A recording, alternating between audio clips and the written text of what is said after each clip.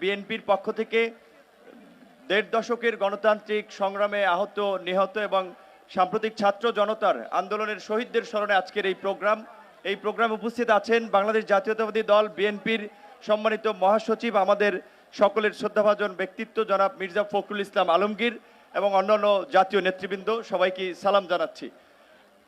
সাম্প্রতিক ছাত্র জনতার আন্দোলনের নিহত শহীদ সহ গত দেড় দশকে আমরা আমাদের অনেক ভাই বন্ধু স্বজনদেরকে আমরা হারিয়েছি। আজকের এই ছাত্র জনতার গণ অভ্যুত্থান এটা শুধু দেড় মাসের আন্দোলন সংগ্রামই হয় নাই, এটা গত দেড় দশকের একটা ধারাবাহিক আন্দোলন সংগ্রামের একটা সফল পরিণতি।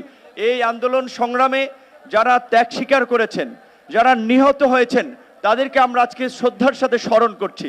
আমরা সুস্থতা কামনা করছি, মঙ্গল কামনা করছি। যারা আজকে আহত হয়ে পঙ্গু হয়ে এখনো শারীরিক কষ্টের সাথে দিন যাপন করছেন, এই সরকারের প্রতি আজকের এই দিনে আমাদের প্রত্যাশা থাকবে যে এই গণতান্ত্রিক আকাঙ্ক্ষার জায়গা থেকে এই মানুষগুলো জীবন দিয়েছে, প্রাণ দিয়েছে, একটা অবাধ সুষ্ঠু নিরপেক্ষ নির্বাচনের মাধ্যমে জনপ্রতিনিধিদের কাছে ক্ষমতা হস্তান্তর করে জনগণের গণতান্ত্রিক বাংলাদেশ বিনির্মাণে তারা কাজ করে যাবে।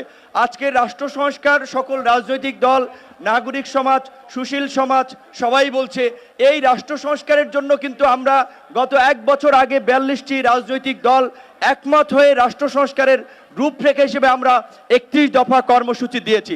31 দফার পাশাপাশি আরও যদি সময়ের প্রয়োজনে যদি নতুন কোনো দাবি কিংবা দফা ইনক্লুড করার প্রয়োজন হয়, সেটার আলোকে আগামীর বাংলাদেশ সংস্কার করে আমরা জন আকাঙ্ক্ষার বাংলাদেশ বিনির্মাণ করব। আমার সর্বশেষ কথা হচ্ছে এটাই যে আসলে আমরা কিন্তু যারা এই আন্দোলন সংগ্রামে ত্যাগ স্বীকার করে শহীদ পরিবার, তাদের কথা কিন্তু আমরা ভুলে যাই। আজকের এই শহীদদের কথা যদি আমরা ভুলে যাই, আবার কিন্তু আমরা একটা ইতিহাসে আমরা কাঠগড়ায় দাঁড়াবো, আমরা একটা সংকটে পড়ব। তাই আমার বিনীত অনুরোধ থাকবে সকল রাজনৈতিক দলের প্রতি, বিশেষ করে সরকারের পক্ষ থেকে জুলাই ফাউন্ডেশন করা হয়েছে, পাশাপাশি রাজনৈতিক দলেরও যে দায়বদ্ধতা রয়েছে, প্রতিটি আহত নিহত নেতাকর্মী শুধুমাত্র জুলাই অগস্টে না, গত দেড় দশকের আন্দোলন সংগ্রামে যারা প্রাণ দিয়েছে, ত্যাগ স্বীকার করেছে, আহত হয়েছে, তাদের প্রত্যেককে যথাযথ ক্ষতিপূরণ এবং খোঁজ খবর আমাদেরকে রাখতে হবে। যেহেতু বৈরী আবহাওয়া, আমি আমার বক্তব্য সংক্ষেপ করছি। আল্লাহ হাফেজ।